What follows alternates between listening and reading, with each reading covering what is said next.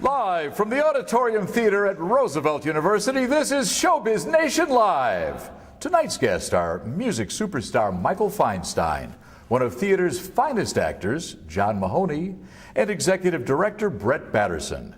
And now, here is our host, Michael Roberts.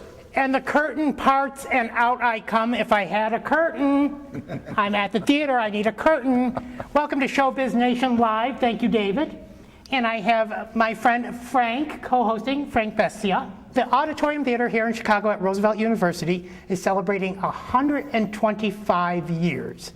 And they're having a big gala tomorrow. And tonight is just a celebration of this magnificent theater. One of my favorites throughout the world. And I've been to many a theater. And tomorrow they're going to have Diva Patti LuPone. And John Mahoney, who's going to be joining us. And my other guest, Michael Feinstein, this is one of his favorite theaters. It's always been my favorite theater. It's the most beautiful theater I've ever been into, and I've been into a lot of theaters throughout Europe and the States. This is my favorite. What? All right, well, I think we're ready for our first guest, Mr. Announcer. Our first guest is the executive director of the Auditorium Theatre, which is celebrating its 125th anniversary. Ladies and gentlemen, please welcome Brett Batterson. Yeah, we are doing two shows in one. So with Showbiz Nation Live, we are also partnering with Chicago Theater Review for Comcast. And Chicago Theater Review is one of the major theater review shows in Chicago on cable network. So, if you do say so yourself, right? I have to, I'm the host. So, well, welcome. Welcome. Glad to be here. Thanks for having me. And congratulations. Thank you. It's a big night. So, tell us the history of this magnificent hall. Well, first off, I appreciate your kind words that you were saying before I came on. The Auditorium Theatre was built in 1889, opened on December 9th, 1889, and it was built by a group of civic citizens led by a man named Ferdinand Peck. And he was a leading citizen at the time, and he enlisted all of his friends to join him, and they hired an architecture firm of Adler and Sullivan, Louis Sullivan and Dankmar Adler, who just happened to have working for them a young draftsman named Frank Lloyd Wright. You've probably heard of him. And together, they created the grandest theater that the world had ever seen at that time. And 125 years later, we're still here and still doing the best we can with this beautiful space. So what is it like to program a theater like this? Because, I mean, you do such cross-programming from cabaret to operas to musical theater. Well, thanks for saying that. We are the only theater in the Loop area of Chicago that does a little bit of everything. And we pride ourselves on that. You know, the genius of Adler and Sullivan was that they made this theater so flexible that we've been able to use different pieces of it depending on the number of tickets we can sell. So, for instance, cabaret, we put a stage on our stage with the tables on the stage looking out at the house, and we seat about 350 people that way. Then we can just sell the main floor and the boxes and seat about 1,500 people. Then we can sell the first balcony with the main floor and the boxes, then we're at 26, and then we can sell all the way up and we're at 3,900. So the flexibility of the space, I got to give to the genius of Dankmar Adler and Louis Sullivan for figuring that out. And of course, I was way off on my numbers because... I wasn't going to point that out. You'll be surprised how many mistakes I can make. He'll tell you. But normally you don't open those upper balconies on a lot of big stuff because you're moving all your mics. I mean, all your speakers and stuff are in there. Right. The only time we open those upper balconies are for rock shows and some of the big speakers that come through, like David Sedaris. Yeah. You know, I think the last time I ever sat way up there is about 7 years ago for the Nutcracker. Sure. And I took my mother who has Alzheimer's, and I know that she moves around a lot. I had main floor seats, and I told the guy, can you move me someplace else so she doesn't distract anybody? They put me way up in the upper balcony. Up in the top. And then 7 or 8 years ago, you had to walk all those stairs to get up there. We have an elevator now. And the nice thing is, people don't realize when you build a theater properly, sound carries. Yes. And you really don't need all those extra speakers and stuff. That's a problem we have with a lot of touring shows is they over-amplify. Yes. Because our acoustics are so good. They over-amplify and then it destroys the acoustics. Mm-hmm. I've noticed that with a couple shows where it's like, okay, turn it down because on the main floor you're suffering. It was a perfect. I love this building because of the architect, and they really knew what they were doing. They were really terrific, and what I love to do is go through the building and be able to point out to people what Louis Sullivan did, because he took shapes found in nature and created filigree and decoration with that. And then you can point out right next to it what Frank Lloyd Wright did, because he used very geometric shapes. And the juxtaposition of the two styles are really terrific. So I took a tour a couple months ago. That's where we met, I Yes, think. absolutely. And they demonstrated the sound. So Yes. we went up to one of the upper balconies. Yep. And and someone was at the other far end, and the sound actually, somebody whispered, and it carried up and over the auditorium and back to the other side. Yep. We call those the whispering arches. Wow. It's really fun. It's Wow. really fun. And also tell us, who was the first singer to ever sing a song here, and who is she related to? I will tell you that. I'm glad you brought that up. So on opening night in 1889, the lead soprano of the day was a woman named Adelina Patti. And Adelina sang at our opening night, and she sang Home Sweet Home, which was her signature song. She had sung it for the Lincolns at the White House, and it became her signature song. So tomorrow night, for our 125th gala, we have all Chicago connections except for one person who has, been to Chicago, but she's not from here, and that's Patti LuPone. The reason Patti LuPone is in the show is her connection is to Adelina Patti. Adelina Patti was Patti LuPone's great-grand aunt. And Patti LuPone was named Patti after Adelina Patti. So we're bringing back, after 125 years, this family connection to our celebration tomorrow night. And what is she singing? Adelina Patti or Patti LuPone? Patti LuPone. Oh, Patti LuPone's going to sing some of her, her signature song, "Don't Cry for Me, Argentina." She'll be singing that. She's going to sing from "The Robber Bridegroom," which was the only show she's ever performed in at the Auditorium. When that toured through here, she performed here. And what was that? The Robber Bridegroom? Yeah. That was a musical. I remember it from maybe the 80s. And don't ask me the storyline because I don't. But I remember it being out, but I can't tell you what the story is. But Patti was in it. It had to be after Evita. Could have been Evita. And then she's going to sing a couple other songs. So it'll be a great night. Hopefully she'll sing something from her great aunt. Well, actually, we've got a little surprise of how we're introducing Patti LuPone. That will. Betty Buckley's introducing her. We've got technology. We actually have a recording of Adelina Patti singing "Home Sweet Home." Really? And she's going to start with a projection, and then it's going to fade into Patti. Now, how does one get a recording? From 1889? Yeah.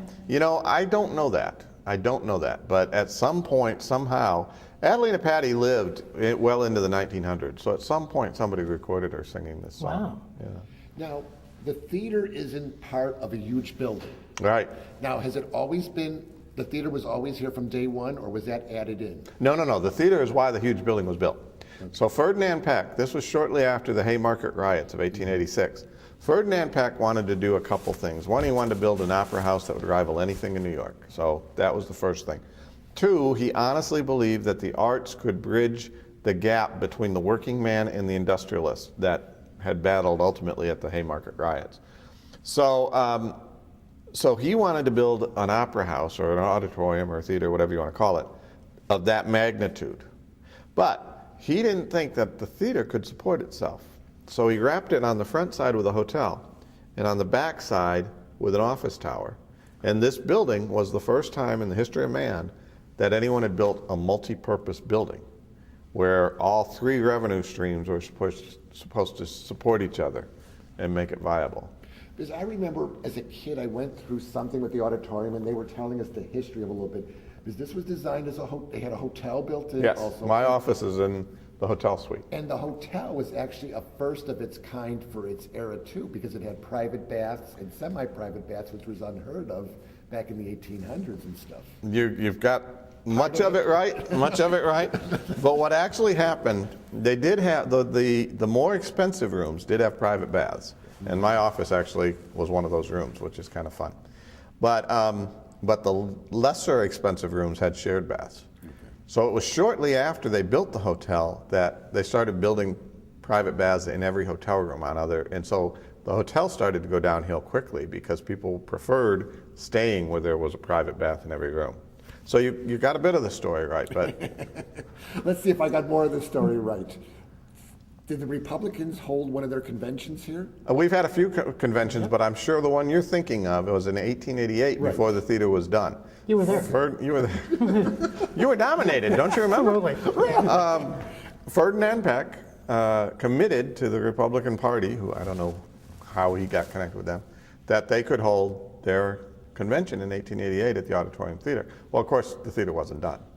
So they put a canvas tent over the top of the unfinished theater and held the Republican convention, put about 6,000 people in here. But we've also since then held another Republican and a Whig convention in 1912. Teddy Roosevelt was nominated to run for president from the Whig Party on our stage. See, there's so much history to this building, and of course, I'm going to get some of it confused with somehow. Not you, Frank. That's that's the Alzheimer's settling. Yeah, well, but it makes it easier for me to talk because then I can And correct you you. can correct me. See? Yeah. Now I know that the building held a lot during the war. Yes. Because Yep. there was a So the building started suffering and struggled. Well, let me go back. It was the home of what became the Chicago Symphony Orchestra and what became the Lyric Opera of Chicago. So both of those great organizations were launched from the Auditorium Theatre. The symphony left in 1904 and built their own orchestra hall, which is right down the street. And the opera left in 1929. And that's really when it started to suffer. When the opera left is when the building started to suffer. It struggled through the Depression in the 30s and ultimately closed in 1941. The city of Chicago took the whole building back for back taxes. And they turned it into a Chicago-based servicemen's center, like a USO, but it wasn't a USO because the USO is a federal project. This was a Chicago project. And they housed soldiers and sailors in the hotel rooms, and then they held dances and other fun social events for the sailors and soldiers, and they put a bowling alley on stage of the Auditorium Theatre. So we still have patrons that were World War II veterans that remember bowling at the Auditorium Theatre. I mean, this history has a lot. I remember as a kid that there was nothing going on here. And then I remember they did a massive renovation project. Right. And I remember my parents took us to the opening, which was Luciano Pavarotti did one of your celebrations when you Yep. first reopened. Right. And of course, we sat way up high because we Right, couldn't afford right. being way down below. But it Right. was just magnificent when you walked into this building. I mean, Yeah. this has to be one of the most beautiful buildings around. Oh, I think so. The only thing I think so. that rivals this building, and I'll be honest, would be the Lyric. And but I still like this better. than Thank the you. Lyric. Thank you. I do too. So Brett, talk about the infrastructure of Chicago theater. Sure. As far as the auditorium's role in it, or what yes, what the makes whole loop resurgence of theater Sure. and the role the auditorium plays. Sure. Well, Chicago's had a spotty history with Broadway tours, if you go all the way back. At one time, it was a must-play city. And then in the 60s, I remember when I was a kid, the Broadway tours were hit and miss. They'd come to the Blackstone Theater, which is, now the Merle Ruskin Theater. But there was no consistent Broadway shows. And then in 1988, I believe, Cameron McIntosh was looking, who's a Broadway, producer from England, was looking for a city outside of Chicago, or outside of New York, to launch some of his tours. And he fell in love with the Auditorium Theatre.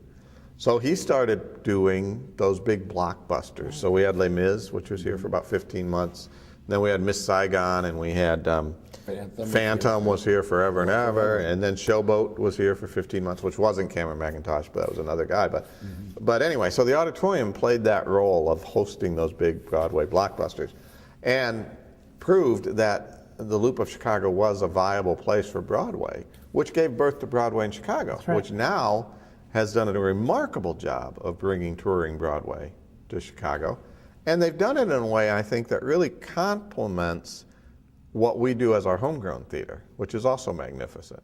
So I think that it really, between our 250 Chicago-based theaters and what Broadway in Chicago is doing, and we now get Broadway from Broadway in Chicago, I think they've really made the Loop in the whole city, it's just a vibrant theater city. And as you guys know, any neighborhood has a theater. right. Every neighborhood has a theater. It's just Chicago craziness. has a tremendous amount of theaters and a lot Yeah. of theater companies. And I remember as a kid when all the theaters that people go to now, like the Oriental and the Ford, they were just B-rated movie houses Right. because they went through this time where everything just decayed and they closed up everything. They put ceilings in and they were showing kung fu movies. Right, And right, that's all you yeah, could see. yeah, And yeah. then Daley did the right thing, and that's when he decided to build the theater district. But at the time, there was only the auditorium. Right. Because you were the first to renovate, and then I think the second was the Chicago Theater. Yep, I think you're right. You guys, and I remember everything that was Broadway came here. Yeah. Because I remember you had to go through a mass build-up just to get Phantom of the Opera here. You had Right. to build, extend. Yeah, they had to put Yeah, extra they had steel. to, yeah. Yeah. And people would come here, and I mean, I loved coming here. And then they opened up the Ford, and then they opened up the Cadillac, Yeah. and all the Yeah, others. got Kavinsky to thank for the Ford. Yeah, the Ford, and he's also the one who did Showboat at Yeah, the auditorium absolutely. here. Yeah, that started in Toronto. Yeah. But now I've noticed we're getting less and less Broadway shows coming here sometimes over the Well, last you couple know, of years. and that's the result not of what Broadway in Chicago is doing, but what is happening in New York. Because all the Broadway shows start, on Broadway. The cost of producing in New York is so great now that producers are a little bit fearful.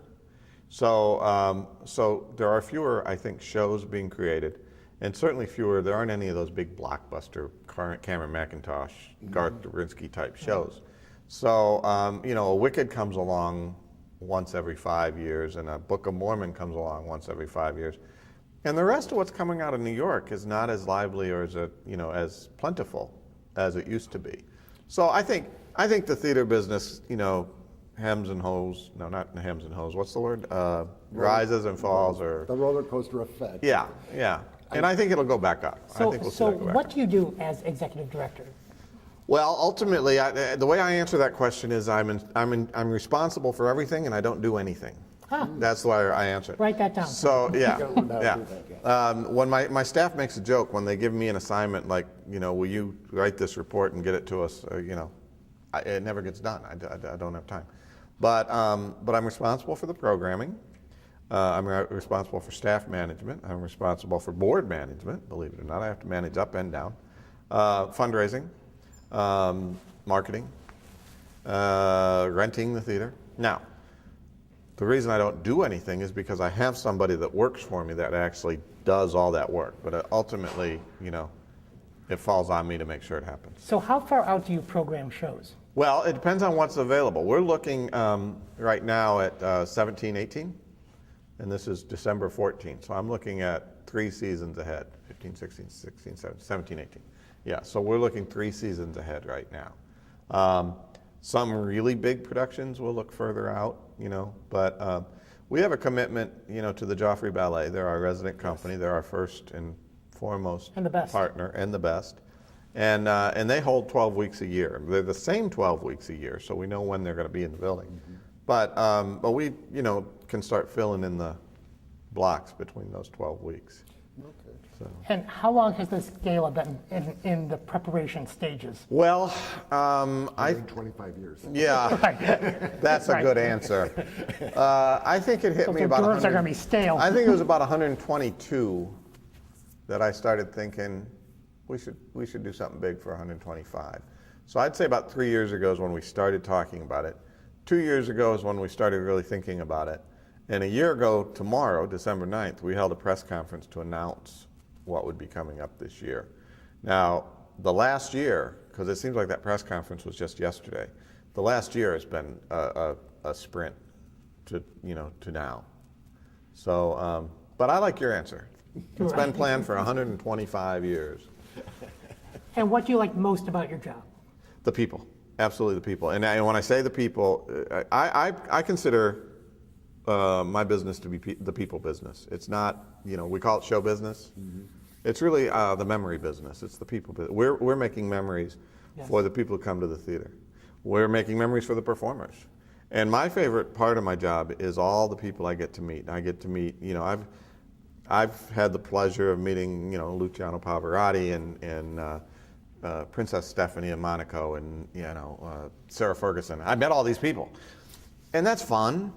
And that's great, but what's really great are the kids that we deal with in our summer camp, because we have a summer arts camp for children who have experienced the death of a parent.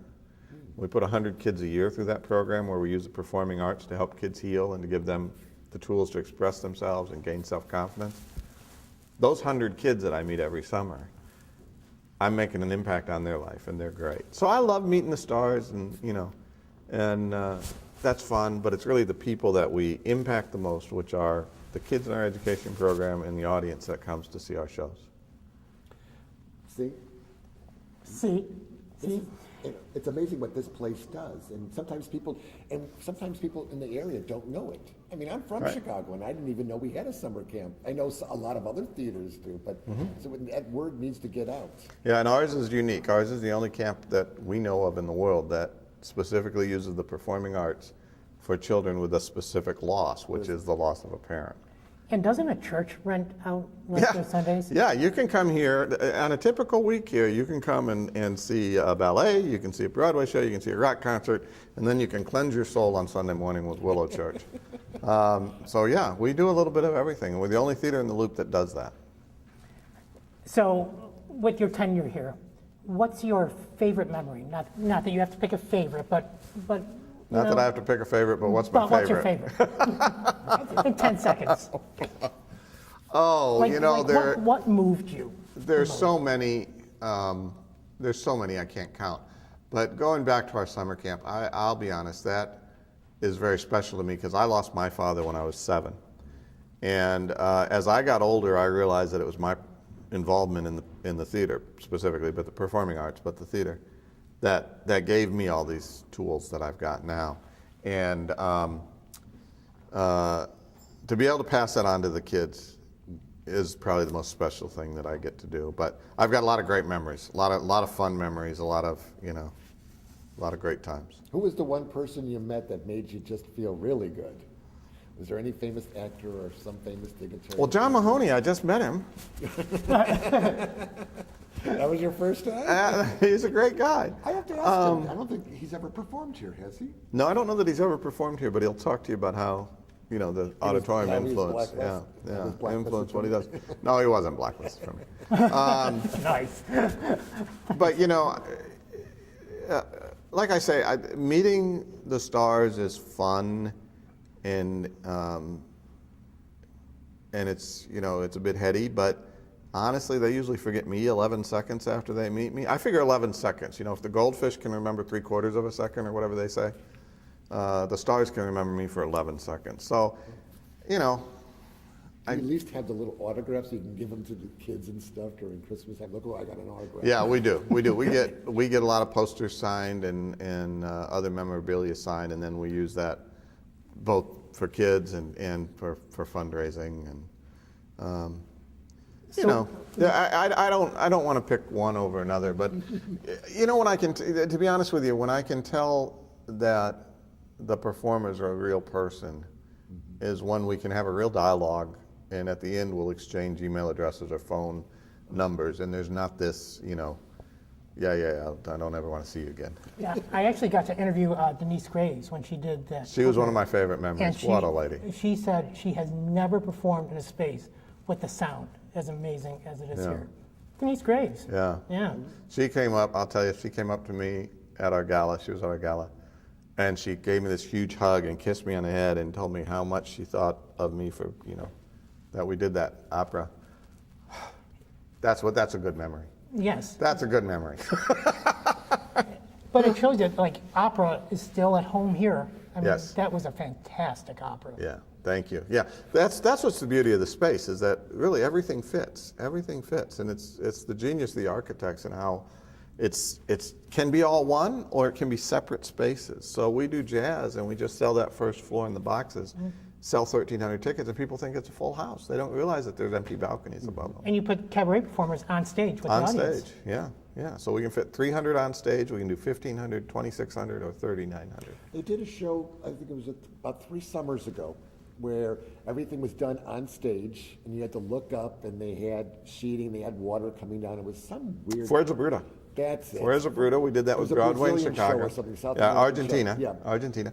And yeah, that was terrific, where everything was on our stage, and you actually stood and moved around the space. And when getting on that stage for the first time, and you see how huge this theater is. Yeah, the stage is humongous. And I think that's what people in New York probably are envious of us. They should be, because their theaters are all small. Yeah, and they're very we small. are huge when we talk. We've got a great space, and the technical capabilities of that stage, incredible. Does that hurt us though when you bring in shows like Broadway shows and stuff, because you're not selling out the whole theater? No, we don't even try. We don't put the 3,900 seats on sale. That's what's the beauty of this whole place. We can sell 2,600, which is what we sell for Broadway, and that's the main floor, the boxes, and the first balcony. And people feel like they're in a sold-out house. Yeah, there's actually a cover that goes over. There was originally. Originally, they had the ceiling drop down and closed off those upper balconies. But as the building settled, I don't know if you've noticed, but I'm sure you've noticed because you can't walk in without. Yeah. The building is all settled over the years because it was built in swampland, and it's not square anymore. So the crank mechanisms are still there, but I wouldn't move them. Michael Feinstein, you're interviewing him today? Yes. He's one of my favorites. He gave me his phone number. Oh. Let's call him now. Yeah. Let's see what. So what's next in the renovations of the theater? It's ongoing. You know, we have the NFL draft coming in April, which, see, you didn't know Really? that, did you? No. So the NFL, I'm not sure I want to know that, but okay. the NFL decides to leave New York, and they look for a place to hold the draft. And this really speaks to the genius of these architects.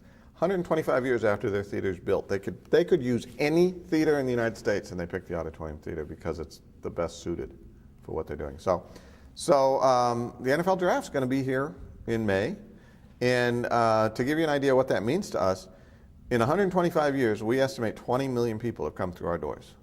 Wow. On the first day of the NFL draft, 47.5 million people will see the Auditorium Theatre on television. I mean, it's the numbers are just, they're mind-boggling. So what does one do at a draft theatrically? It's a Excuse big my ignorance. Let me tell you, on ESPN, it's a big thing. Yeah, there will actually be the NFL set where they do the draft, and then on one side of the house will be an ESPN set, and on the other side will be an NFL network. Is Patty set. coming back for that? No, I don't. I've never asked Patty about her involvement with the draft, or she, Right. she's a regular. But the first day, this is what's interesting. The first day, 47.5 million people will see the Auditorium Theatre. It's 3 days long, and over all 3 days, 50 million people will see it. So in other words, everybody watches the first day, see who the first few draft picks are, and then those are the important ones. yeah, those are the important ones. But the NFL is going to create a fan experience out in Grant Park, and it's going to be a big deal. It's going to bring a lot of money to Chicago, a lot of money. That's what we need. Yeah. So what's coming up next year? Next year or the rest of this season? Well, Well, you got the You mean Nutcracker. 15? Yes, The spring of 15? spring of 15. Yeah, absolutely. Well, in January, we have our annual production of Too Hot to Handle, the Jazz Gospel Messiah, which is a show we produce, starring Rod Dixon and Alfreda Burke, and they'll be in the gala tomorrow night, actually.